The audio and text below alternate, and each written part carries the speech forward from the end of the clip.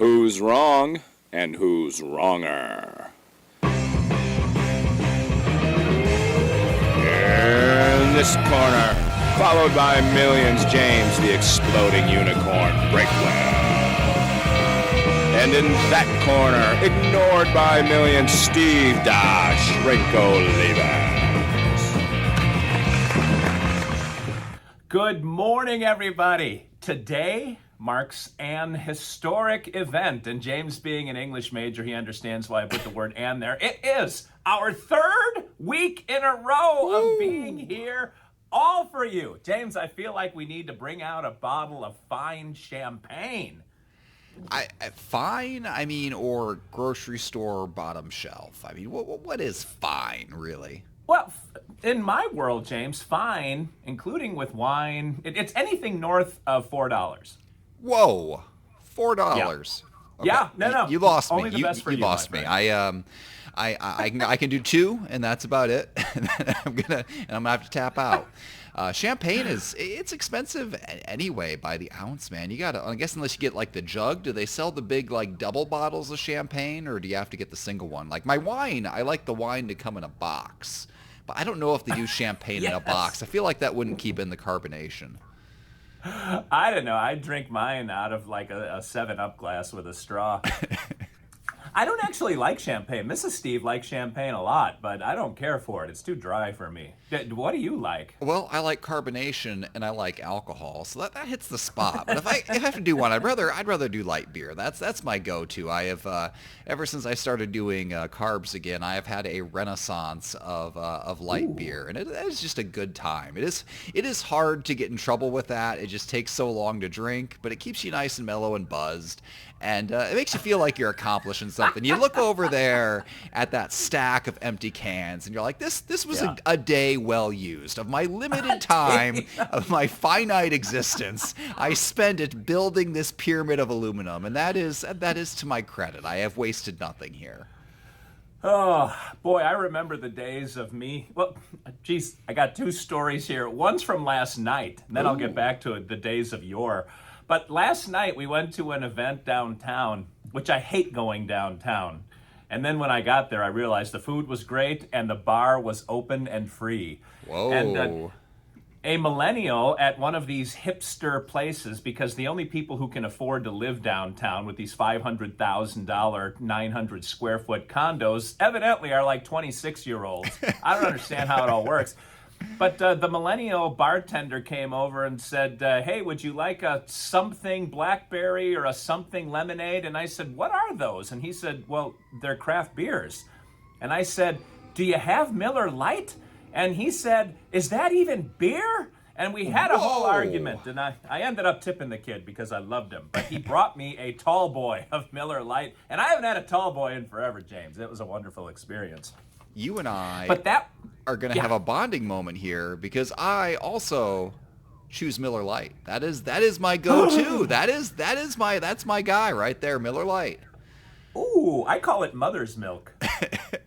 It's Bud Light's good, but it's got like an extra 20 or 30 calories, and I can't tell the difference between any of them. So I just go for I go for the one with fewer calories, because like every 5 or 6 beers, like you can fit an extra beer in there. I mean, that's just efficiency. That's like buy 5, get the 6th one free. Yeah, exactly. But I do remember I used to like drinking it out of bottles. And I went through a run where I had a lot, and we used to recycle the bottles. Now there's no recycling out by me. You take a bottle out back and shoot it. But we had a garbage can that the bottles were in, and I remember walking with shame from my car to the recycling bin, which is in like a big parking lot. And when I dumped our recycling, it sounded like I was dumping the remnants of a house party with Guns N' Roses. And I thought, oh, everyone knows what I've been doing. And that was enough to curtail my behavior. It's amazing what social shame will do. And we need more of it nowadays, James. I do feel like there's a lot of stigma that goes along with recycling, which is why I don't do it.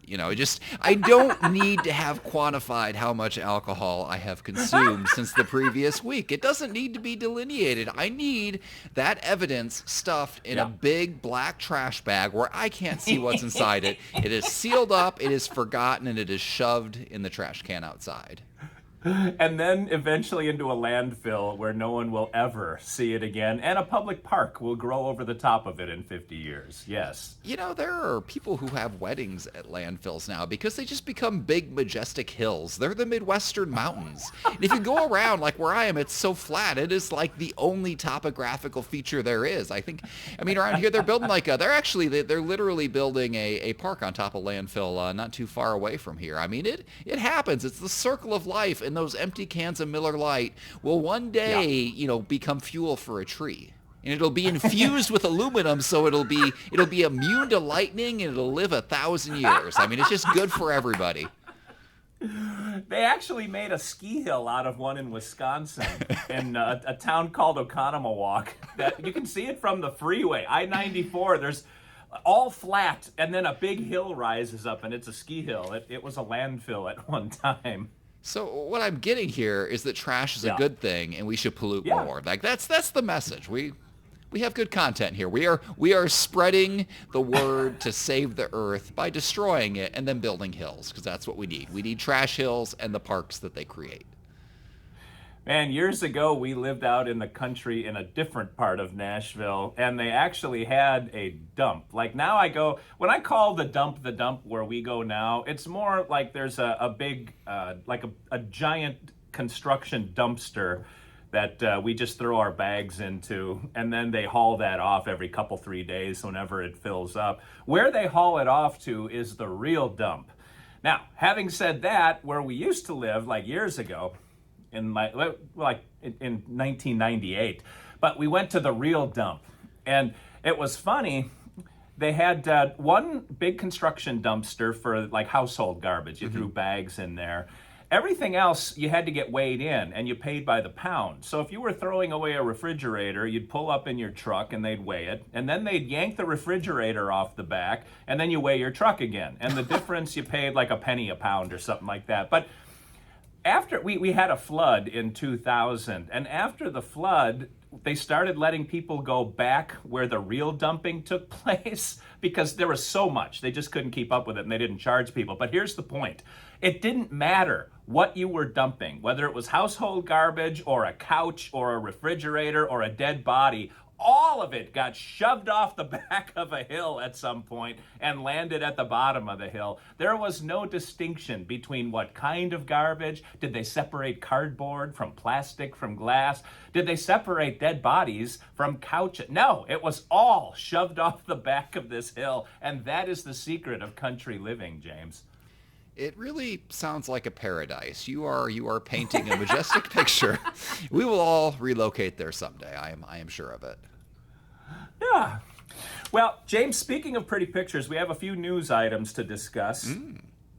One of them, and I never thought I would articulate this sentence out loud, but how is your butt?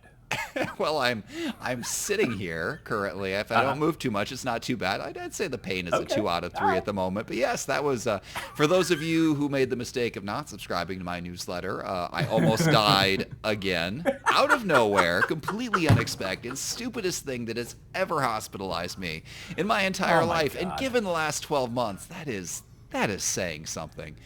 Man, It's I just got some good company. Yes. Yeah, you know what though? Well, now I'll just give a brief overview for the 10 people. I feel like It's worth the newsletter, by the way. Subscribe to his newsletter. It is worth it. Yeah, I feel like the overlap between the newsletter and the podcast is probably 1-to-1. But in case there's somebody who's not in both groups, yeah, I had of all things, it was a hair follicle on my left butt cheek that became infected, like with a pimple type thing. I thought it was maybe a hemorrhoid or something. The pain wasn't too bad the first day. I ignored it. By day 2, I thought it was getting better. I thought no big deal. Day 3, woke up. It was pretty bad. Toughed it out through the day. End of the day, got so bad, I was like, I have to go to immediate care. And man, it just went downhill fast. And that thing, it went from nothing to an abscess the size of a man's fist in 3 days. That's how bad it was. I was in septic shock. They had to put me under general anesthesia, knock me out. I was in the hospital from Friday night through Sunday at noon. And now I have an open wound because you cannot have something the size of your fist grow in your body in 3 days and then disappear and not leave behind some damage. So the cavity it left behind is no longer the size of a man's fist. It has collapsed somewhat, but it is not healed. It is still there. It is a lingering wound. I have never pondered the term wound like, you wounded me, like you hurt me a little bit. They're damaged, like it was interchangeable. I never understood the actual meaning of wound. Like it is a lingering gap in your body. Like you have been pierced by a lance, and then some fair maiden has to come and tend to your wounds every day as you convalesce. Except mine, God bless that poor maiden, is on my butt. And like currently, they measured it the other day. I have to go in for wound care every Wednesday to make sure I'm taking care of this thing. And I have to leave it open so it can heal from the inside out. And so the bad stuff can seep out. Now, mind you, inside of me is only bad stuff, but they're only interested in like the liquid bad stuff, not, my soul and all that. So yeah, it's currently 2 centimeters by 2 centimeters by 3 centimeters, which is, that's just a sizable gap in my, in my butt. It's just in there. And every day, my poor wife, I can't reach back there. I can't see what's going on. She has to go in there every day and pull out the old gauze and stick in new gauze. And let me tell you, that process is just spectacular for both of us. Okay? This is, there's just gotta be a little bit of mystery in marriage. Like, I know we've got 4 kids. We've been together since we were 18, but there are some things like, there's just parts of me, it's like, you're never going to get up close and personal with that. She didn't want to get up close and personal with that. Like, there's some areas that are just off limits. Not anymore. Oh my gosh, every morning, man. That's how we kick off our day. This is my life. And the thing is, it could take 4 weeks, it could take 6 weeks, it could take 8 weeks. Think about how slowly skin grows. So an abscess apparently can grow from nothing to gigantic in a matter of days. Because bacteria is just superior to the human body. The human body, however, to heal up the remaining wound, is going to take weeks and weeks, growing like a tree, like tiny little rings at a time, closing this gap up.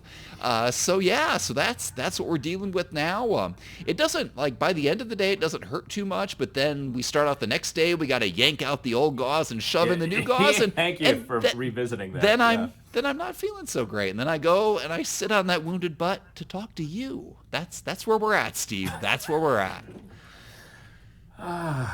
Well, I've spent way too much time thinking about your butt this week, and now I realize it did not prepare me for what just happened. It did not prepare any of us. Like, okay, I was getting ready to leave the hospital. I was, there was a lot of blood and things. I wasn't thinking about it. That's just what you do in the hospital. You go there, you almost die, you bleed, you have a few laughs, you go home. That's, that's the routine. Yeah. And when they're getting ready to discharge me, and I'm like, yeah, that's over. Thank goodness. Never thinking about that again. But like, by the way, guess what you're doing every day? Like, are you kidding me? This is like the moment at the end of a horror movie where you think the monster's dead and you open your closet door and it's still there, and then you cut to credits. Like, that's what this was. Like, the danger's past. You send your wife to kill the monster. Yes, it's like, danger's over. Go home. You're good. By the way, your life's gonna suck. Like, what? What is this? I lived. Is there no reward for this? There is not, Steve. The reward for living is ongoing pain. That's where we're at. I believe someone needs to write a letter to the Pope so Lola gets canonized even before death, which it may be unprecedented, but it's well deserved. She deserves better than this. She really does. She rose to the occasion. She doesn't complain. She just does it. Like, she wants me to survive. I don't get it. I would have bolted long ago. But you know what? The best thing about this is, the feather in my cap from all this is, I have had no less than 4 women message me individually and say they also had butt abscesses, and in their experience, it was more painful than childbirth. I have gone through something, Steve. Have you ever had any woman credit you with something like that, say, boy, what you went through is worse than childbirth. I've had them say this. And mind you, this was the second time I've gone into septic shock. The first time was with my appendix. Neither one was particularly enjoyable. Recently, by the way. Yeah, in the last 12 months, twice in septic shock. But if I were to quantify it, I think the first time in septic shock probably hurt worse than the second time.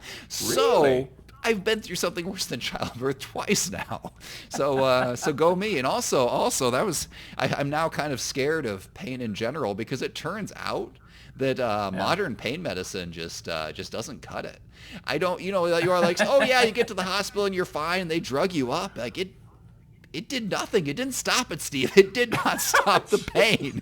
An abscess is more powerful than fentanyl than morphine. Like, what do? Like, you roll into the hospital, you got a gunshot. It's like, oh, they gave you the morphine. You're fine. No, it doesn't do it, Steve. It's worse than Your that. pain was like, bitch, please. Oh. And right through the pain medicine. It helped some. So when as I went into septic shock overnight, so they gave me a little bit of antibiotics, but apparently it wasn't enough to like slow down the mass that was growing because I kept getting worse overnight as they just kind of left me in bed. They were pretty cavalier about it. It's like, you're getting taken care of at 7 a.m, no big deal. And so they didn't even hook up like a heart monitor to me in there. Like if I had died in the night, it would have taken him 2 or 3 hours to notice. I definitely felt pretty close to death there for a while. Kim, have you checked on Breakwell? Nah, you should be fine. And then the next morning they find you on the floor crawling toward the doorway, but died in your tracks. But they would, I'd get the morphine and be like, hey, maybe I can, sleep fitfully for 15 minutes at a time if I absolutely don't move. But if you move, the pain just shoots all the way up.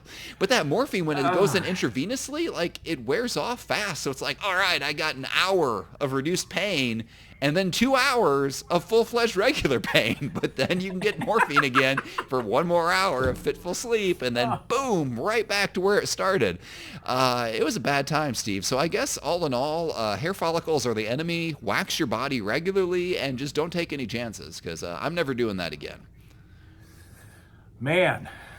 So a few thoughts. One, I didn't know women had hair on their butts in the first place. So you're talking to like chicks from Jersey, apparently, that emailed you about that stuff. But number two, just to put this into perspective for people, James had MRSA, which is flesh-eating bacteria. Like, that's the bad stuff. Wait. And I know, what? What? Where are you getting MRSA from? You didn't have MRSA? No, I've never heard. I've not heard. I think if I had MRSA, I'd be dead. I don't think it was MRSA. Well, that's why it was a condition critical. What did they say you have? The bacteria has to have a name, or they didn't know how to treat it. It does, but they didn't. They're culturing it. Like they don't even know what it was yet. So they took a bunch of samples. They're like, yeah, we're gonna go spin this up and see what's in you. In the meantime, just take all the antibiotics. So like they gave me a general course. Like I think flesh-eating bacteria, like that's where you come out of the hospital without a leg, right? Not necessarily. Not if they catch it. That's what MRSA is. And anyway, just. By next week, you'll have the results, right? I hope so. I would like to be pleasantly surprised. You never find out till like after the fact how bad things are. Like I didn't know I was in septic shock till I was leaving the hospital. Like, by the way, you know why you felt so bad? Here's what happened. Or like, that it was the size of my fist. I can't see my own butt. I didn't know what was going on back there. Actually, I can, and it's nothing to write home about. Yeah. But how do you think you went from nothing to a size of a man's fist unless it was flesh-eating bacteria? Like that stuff moves with the speed of light. You couldn't have waited 2 more days. No, I couldn't have. And but I don't think it was, it was basically just a giant pimple. I think that's essentially what it is, just with the bacteria thriving inside of it. It was all trapped in there. And people are like, well, how did you not go to the hospital sooner? And it's like, well, first of all, I'm 38. Like you can't fly to the doctor every time you have a minor twinge of pain. You would literally never leave the doctor's office. But second of all, like if you have like a 1 out of 10 pain, well, I don't have a primary care doctor in the first place, but like you can't usually get in right away. Like I've got 1 out of 10 pain. It's like, let me clear my schedule. Like usually it's going to take them a few days to see you anyway. And the pain curve was also exponential. So day 1 hurt some. Day 2 hurts a little more, but then by the end of the day, like it eased off. I thought it was getting better. Day 3 was severe, but I was like, but day 2 was better. What is this? And then like the last few hours, it really ramped up. It's kind of nuts because I went to the gym like before this. because the first 2 days I went to the gym and it actually helped. It took my mind off it. I felt a little better afterwards. Day 3, I went there. It was my final act before going into immediate care, and I couldn't sit on any of the machines. I was in so much pain. And I went back and looked at my logs yesterday. I was like, you know what? It wasn't really that bad of a workout. I'm looking through at my numbers. It's like, this is 4 hours before I went into septic shock. Like I was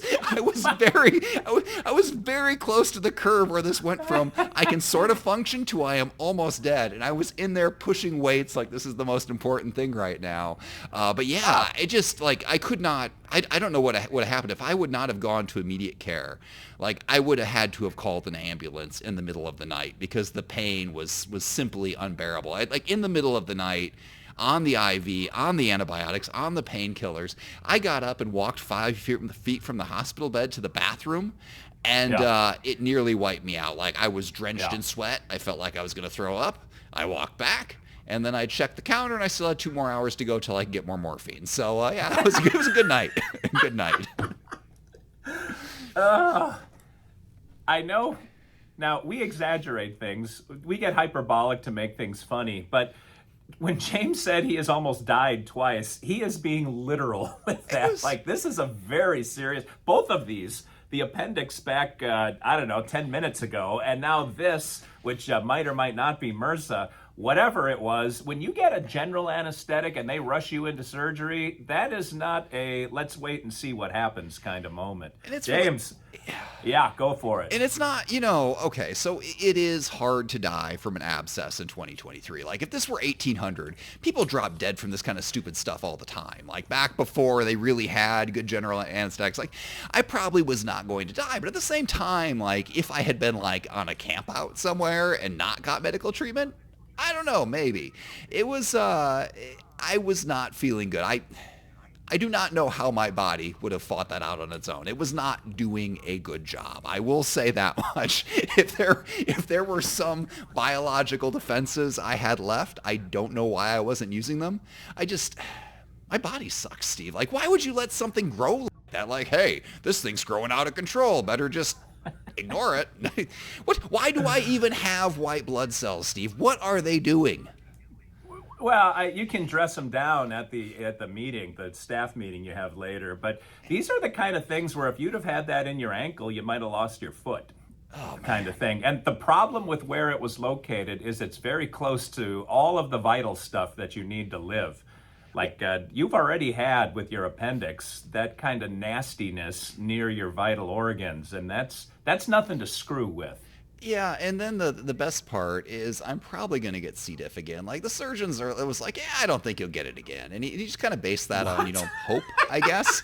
But every time something like this has come up, C. diff always comes roaring back. So the way C. diff works is you take antibiotics and it just kills everything good in your system. But C. diff goes into these hardened bunkers and just hangs out. And then when everything's dead, it just kind of crawls back out into the post-apocalyptic landscape. It's like, hey, like Pennywise. We can take out. It's like cockroaches after the nuclear war. Like, hey, we're going to take over. And so I'm currently still in the active nuclear war stage. Like we're still dropping bombs. Everything's still dead. The C. diff's still hiding. But that antibiotic's going to stop in 2 days. And I'm pretty sure my C. diff's going to come roaring back. But I already called my C. diff doctor. I've got a nice hat to poop in. And as soon as the diarrhea starts, I can get that sample turned in. And we'll see. Maybe I can get fecal transplant number 2. So, man, things are spectacular in my world right now, let me tell you.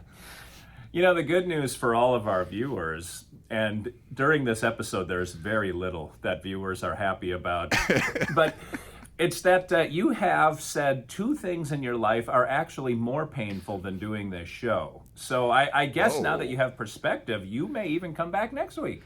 I will go on record and say that doing wrong and wronger hurts less than nearly dying in septic shock. I will lay that down. It is the nicest thing I can say to you. Wow, write this down, people. Where were you when Breakwell said that? I want you to remember what you were wearing, who you were with, what the weather was like. This is one of those Challenger exploding, white Bronco chase, Twin Towers coming down, one of those kind of flashbulb societal moments. I stole the stage, Steve. I was sitting here just Yeah. relishing in yet I another know. near-death experience. I know. But you did prep work for this episode. I believe you printed off comments from last week, and I have not even left you time. And we are going to get to those comments, because I'm sure there's 2, maybe 3 of them, and I would hate to shortchange them. I'm going to bring them back next week because I don't know that these people still feel the same way after this episode, James. Let me just say they gushed with gratitude that we were back. And I'm fairly certain they're not even watching anymore because for a while I couldn't. I was horrified. But I did want to take the last 30 seconds and hold up my copy of the book that just came out called MTV Famous. James delivered his in a pizza box, but I've got mine right here for you in front of God and everyone and Wrong and Wronger. Pete Evick's story. He's out with the Bret Michaels Band in Party Gras with Night Ranger and Jefferson Starship, but you'll hear all about it if you get a copy of MTV Famous. There, that was my blurb, James. That was an excellent blurb. You should buy his book. Absolutely. Buy all the books. Buy his, buy mine, buy somebody else's. Because you know what? Books help pay for medical expenses. And eventually it will be Steve's turn. Because if you look at that man, he has far more hair than I do. Far more hair than the average gorilla. And if this can take me down, it surely will come for Steve eventually. So please buy his book and help keep him alive. Buy the book and help keep me alive. I need a new slug line. I like that one a little bit better. Yeah. All right. Do you have anything to add? Because I got to walk everyone out of here. Are you going to survive until next week? This stuff keeps coming out of nowhere. So I cannot guarantee my own survival, but nothing in this life is guaranteed. I would like to think I'll stick around just because it is an inconvenience to my wife. The longer I live, the more time she has to pack me full of gauze. That's an understatement. Yeah. I can't imagine the smell coming out of that abscess as she yanks the gauze out. She can't love you anymore, James. It's just not possible. I will not have you disparage my cleanliness. I am very clean. It is a very hygienic seeping wound, and that is the last I will say of it. Well, if you want more scintillating and odoriferous content like this, please tune in again next week. And I don't know if I'll be here because this now has become the most painful thing in my life because I haven't almost died. But if all of us do reconvene next week, we will see you then. And until we come face to phone one more time and regale you with stories of Breakwell's butt. This is Steve Olivas, Dr. Steve for the Seeping Unicorn, James Breakwell, saying thanks for listening, thanks for watching, and remember, as always, 2 wrongs can make a right.